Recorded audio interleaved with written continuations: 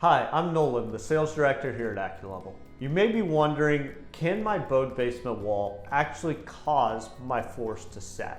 That's the question we're going to address here in this video. So will your bowed basement wall actually cause your floor to sag?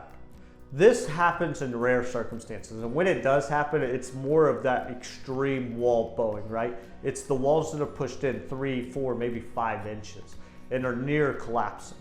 So that can happen.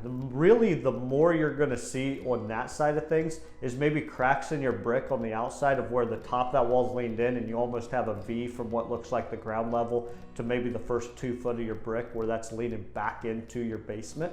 That's going to probably be a more common symptom. Normally, if your floors are sagging, that's going to be more tied to your main beam, moisture in your basement, which goes in conjunction with bowed basement walls, right? Because those walls are created, like we've talked about in other videos, by hydrostatic pressure or water pressure in the ground. That can also be getting into your basement, causing water issues, therefore creating your floors to sag. So in a weird way, they are all kind of related, but usually your wall's not going to be bowing so bad that it causes your floor to sag. Your more common symptom is going to see that horizontal crack right down the middle of the wall, or if it's a poured wall, you're going to see a couple cracks near the corners, letting that wall to lean. Thank you so much for watching. I hope this helped to answer the question of, can a bowed basement wall cause my floors to sag? For more information, click the link in the description below. Be sure to like and subscribe.